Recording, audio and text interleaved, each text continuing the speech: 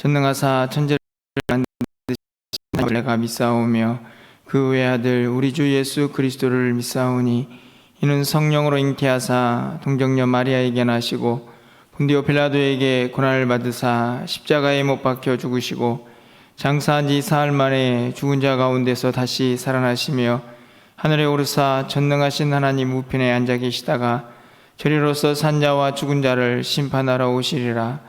성령을 믿사오며 거룩한 공예와 성도가 서로 교통하는 것과 죄를 사하여 주시는 것과 몸이 다시 사는 것과 영원히 사는 것을 믿사옵나이다. 아멘. 우리 찬송가 240장 찬양드리겠습니다.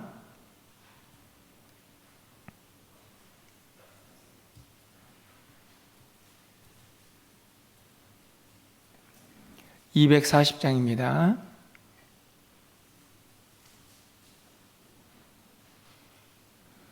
주가 맡긴 모든 역사 힘을 다해 마치고 밝고 밝은 그 아침을 맞을 때 요단강을 건너가서 주의 손을 붙잡고 기쁨으로 주의 얼굴 배우리. 나의 주를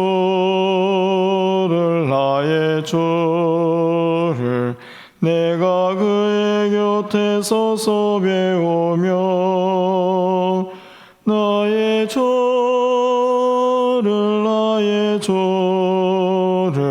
손에 못자국을 보아 알겠네. 하늘 날아 올라가서 주님 앞에 절하고 온유하신 그 얼굴을 배울 때 있을 곳을 예비하신 그 신사랑 고마워 나의 주께 깊은 찬송 드리리. 나의 주를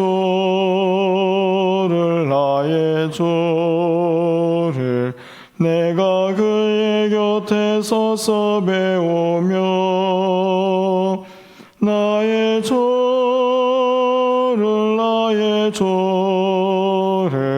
손에 못자국을 보아 알겠네. 이 세상을 일찍 떠난 사랑하는 성도들 나를 맞을 준비하고 있겠네. 저희들과 한 소리로 찬송 부르기 전에 먼저 사랑하는 주를 배우리. 나의 주를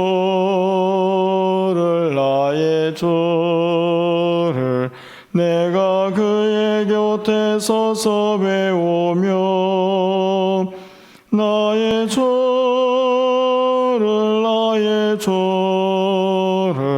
손에 못자국을 보아 알겠네.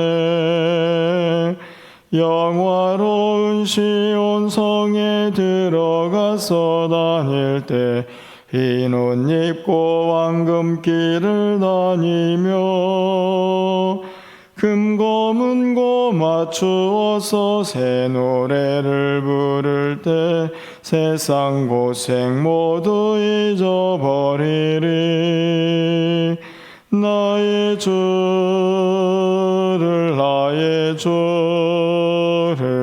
내가 그의 곁에 서서 배우며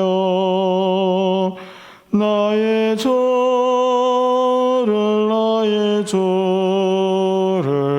주의 못자국을 보아 알겠네. 아멘. 오늘 하나님 말씀은 이사야 65장 17절에서 25절까지의 말씀입니다. 구약성경 1047쪽에 있습니다. 이사야 65장 17절에서 25절까지의 말씀을 한 절씩 교독하고 마지막 절은 함께 읽겠습니다. 보라, 내가 새 하늘과 새 땅을 창조하나니 이전 것은 기억되거나 마음에 생각나지 아니할 것이라.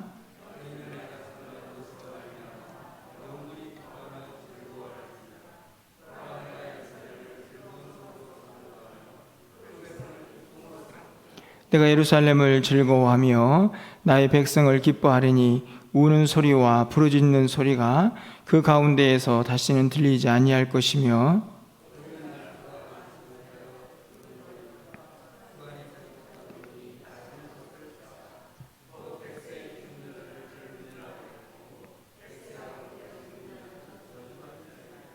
그들이 가옥을 건축하고 그 안에 살겠고 포도나무를 심고 열매를 먹을 것이며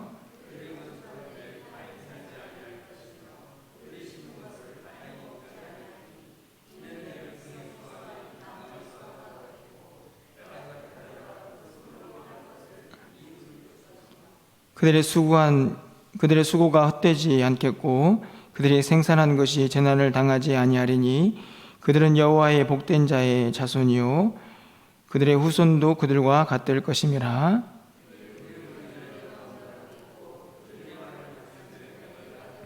(25절입니다) 이리와 어린 양이 함께 먹을 것이며 사자가 소처럼 즙을 먹을 것이며 뱀은 흙을 양식으로 삼을 것이니 성산에서는 해함도 없겠고 상함도 없으리라. 여호와께서 말씀하시니라. 아멘. 이스라엘 백성들을 향한 위로와 소망의 메시지를 담고 있는 이사야서 후반부의 말씀도 이제 거의 끝자락에 와 있습니다. 이 땅을 살고 있는 이스라엘 백성들 또 우리 모든 성도에게 진정한 위로, 그 위로가 있다고 하면 무엇일까 생각되게 하는 그 내용들이 이사야서 후반부에 많은 내용으로 기록이 되어 있는데요. 오늘 우리가 읽은 본문은 아마도 그 위로의 절정이 아닐까 그런 생각이 듭니다. 그 이유는 바로 하나님께서 새하늘과 새 땅, 다시 말하면 새 창조에 대한 말씀을 하고 계시기 때문입니다. 이 땅을 조금 고치고 수선하는 정도의 그런 위로가 아니고 하나님께서 새롭게 온 땅과 온 하늘을 다시 창조하시겠다라고 하는 그 말씀이 불의가 가득하고 또 슬픔과 고통이 가득한 이 땅을 살고 있는 이스라엘 백성들과 또 우리 모두에게 얼마나 큰 위로가 될 것인가 하는 것을 오늘 본문이 다시 한번 우리에게 가르쳐주고 있습니다. 17절 말씀을 가서 보시면 보라 내가 새 하늘과 새 땅을 창조하나니 이전 것은 기억되거나 마음에 생각나지 아니할 것이라.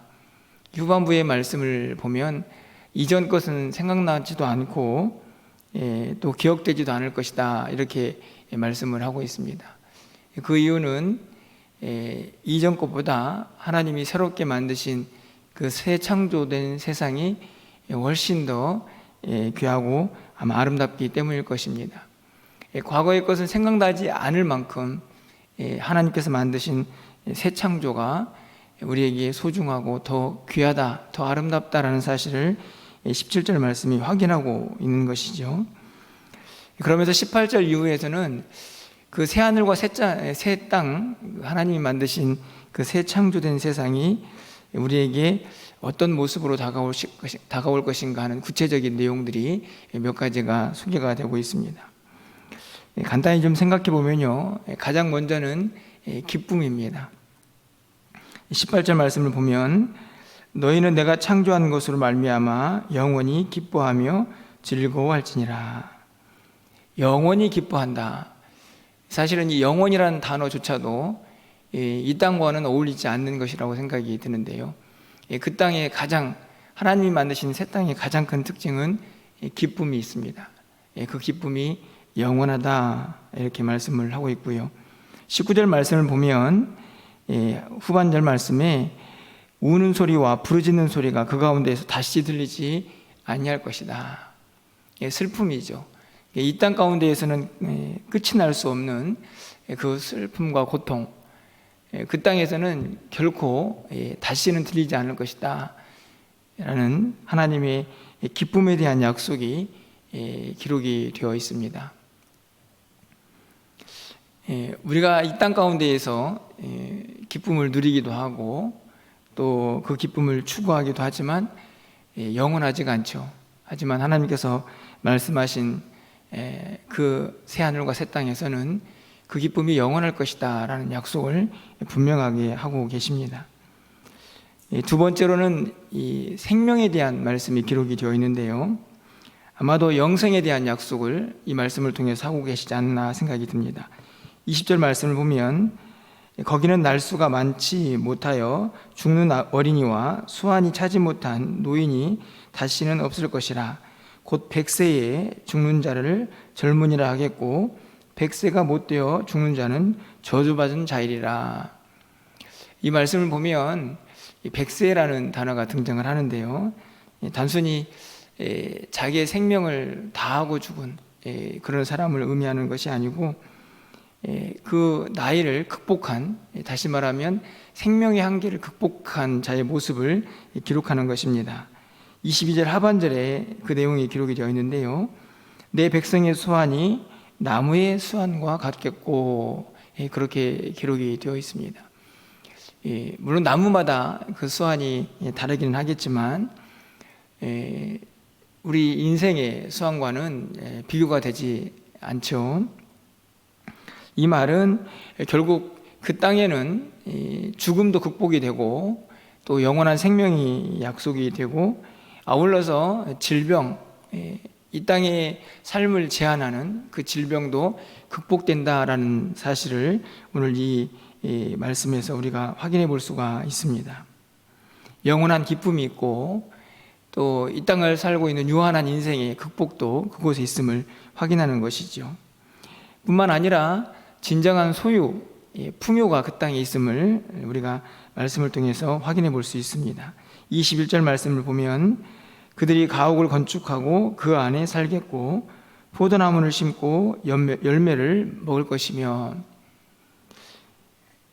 건축을 하고 그 안에 살고 포도나무를 심고 그 열매를 먹고, 되게 단순해 보이지만 이 일이 단순하지 않다는 사실을 우리가 다음 구절을 보면 알 수가 있습니다. 22절 상반절인데요, 그들이 건축한 데에 타인이 살지 아니할 것이며 그들이 심은 것을 타인이 먹지 아니하리라.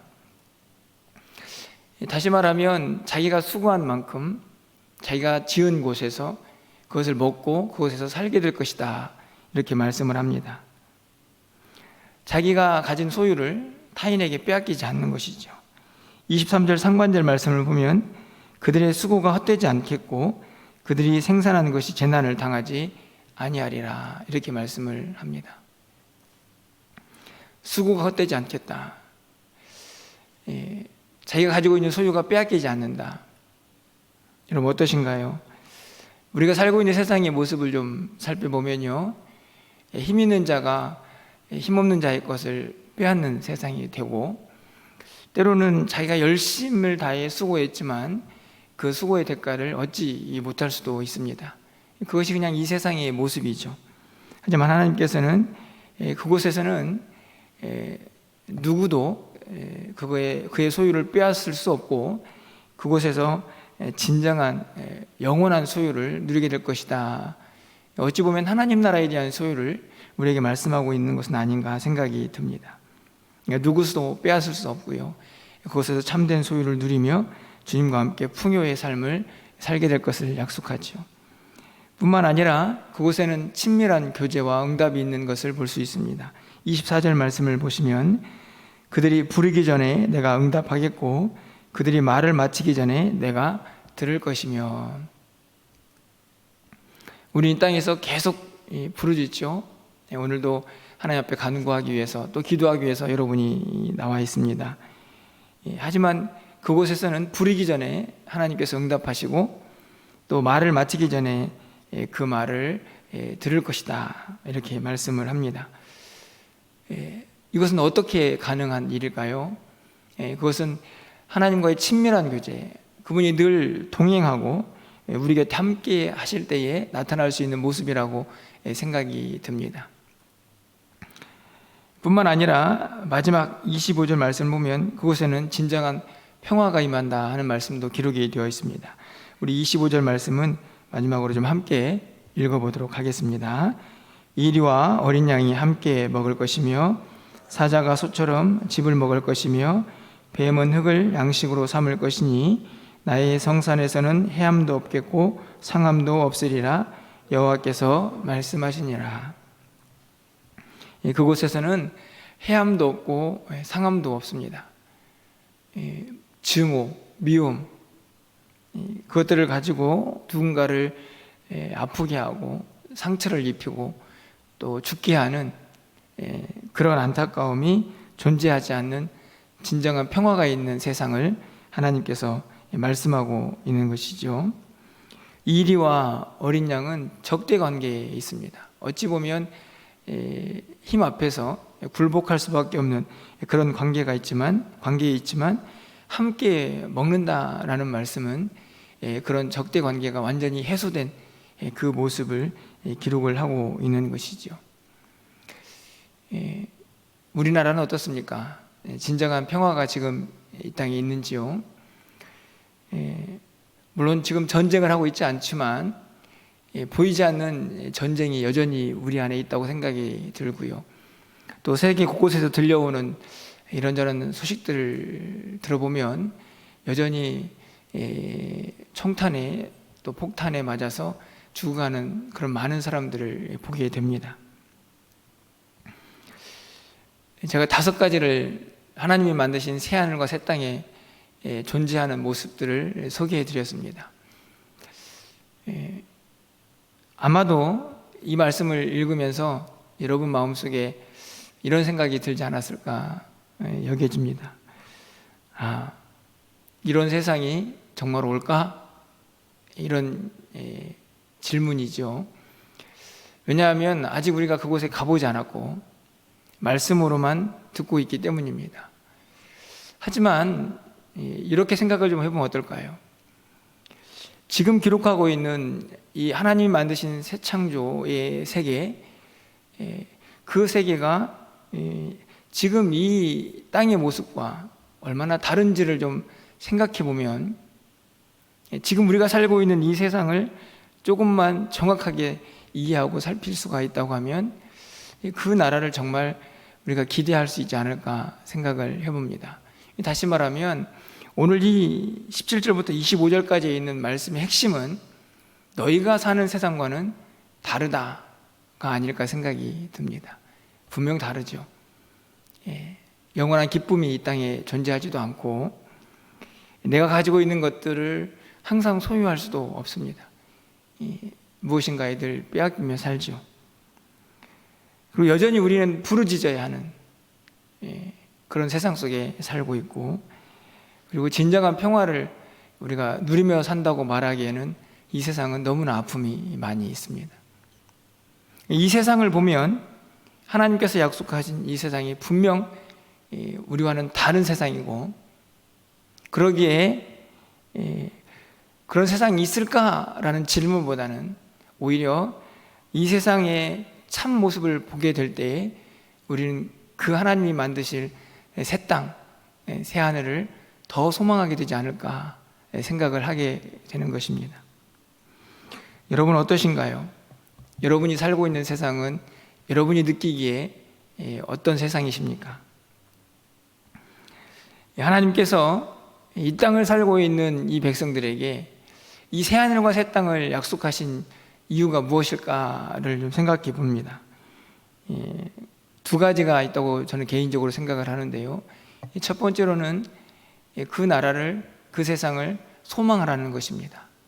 그러니까 비록 이 땅이 아무리 힘들고 어렵고 기쁨도 또 참된 평화도 맛볼 수 없는 곳이라고 하지만 그럼에도 불구하고 그러기에 우리가 더 그 나라를 소망하며 사는 것이죠.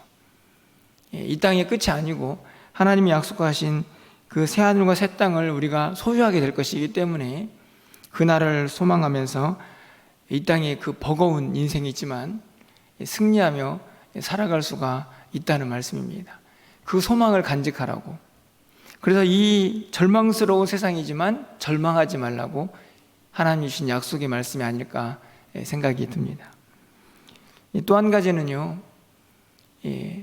그렇게 장차 임할 하나님 나라의 그 소망이 단순하게 그냥 이 땅에서는 그냥 그렇게 힘들고 어렵게 살다가 그 나라에 가서 그 아름다움을 맛보아야지 라는 그런 모습으로 살라고 주신 말씀만은 아니라고 생각이 듭니다.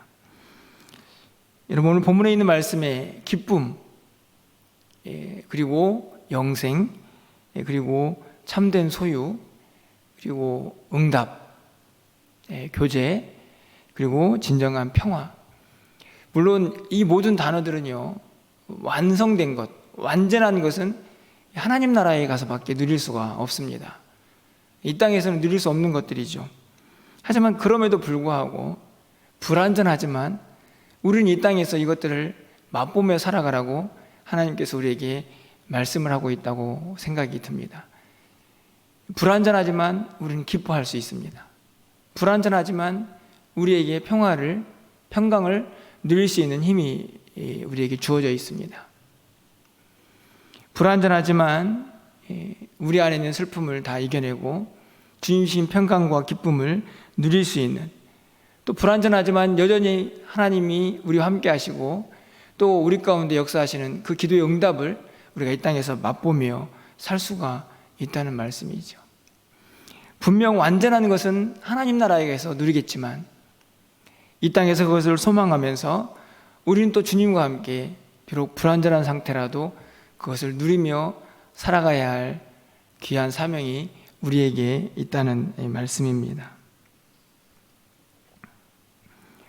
여러분, 어떠십니까?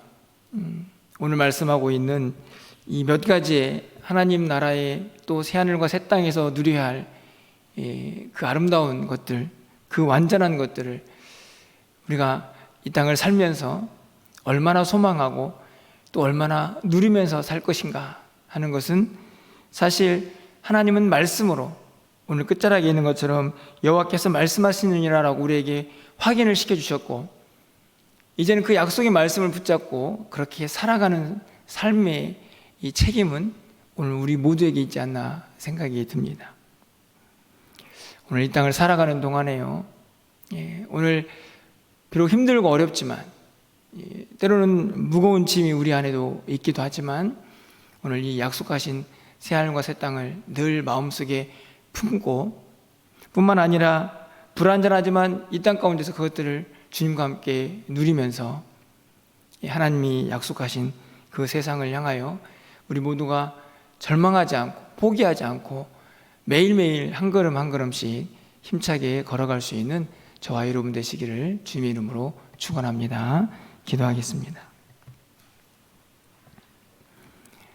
사랑의 하나님, 여호와의 말씀입니다.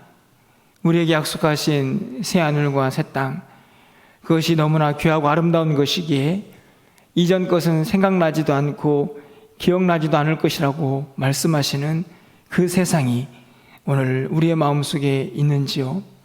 이 땅을 살아가면서 불의와 죄악이 가득한 그 악한 모습들을 바라보면서 혹시 그 하나님 나라에 대한 소망마저도 사라져가고 있는 것은 아닌지 우리의 모습을 다시 한번 돌아봅니다. 하나님, 우리의 마음속에 이 진정한 하나님 나라에 대한 소망이 다시 한번 간절하게 자리를 잡게 하시고 그 나라 소망하면서 이 땅의 어려움들을 넉넉히 이겨내며 살아갈 수 있는 우리 모두가 되게 하여 주시옵소서. 뿐만 아니라 그 땅 가운데에서 누릴 그 아름다운 그 참된 기쁨과 평안, 그리고 하나님 나라, 하나님과의 아름다운 교제, 그곳에 가서만 누릴 것이 아니라 이 땅에서도 주님과 함께 불완전하지만 함께 누리며 살아갈 수 있는 우리 모두가 될 수 있도록 우리의 마음속에 결단과 다짐이 있게 하여 주시옵소서. 오늘 거룩한 주일입니다. 하나님께서 구별하여 세우신 날입니다. 이 땅을 살고 있지만 주님 앞에 나와 기도하며 하나님 앞에 간구하고 예배할 때에 그 하늘의 기쁨이 우리의 마음속에 넘쳐나는 귀한 하루가 되게 하여 주시옵소서. 그 평강이 우리의 마음속에 넘쳐나는 귀한 하루가 되게 하여 주시옵소서. 그 나라에 대한 소망이 더욱 간절해지는 오늘 하루가 되게 하여 주시옵소서. 사랑하는 성도들의 마음속에 그 기쁨이, 그 평안이 넘쳐나는 복된 하루가 될 수 있도록 주께서 역사하여 주시고 우리가 드린 모든 예배를 하나님 기쁘게 받아 주시옵소서. 오늘 또 주 앞에 나와 예배하는 사랑하는 성도들의 기도를 들응답하여 주시고 이 한 주간도 주님과 동행하는 복된 한 주간 될 수 있도록 주께서 역사하여 주시옵소서. 예수 그리스도의 이름으로 기도합나이다. 아멘. 오늘도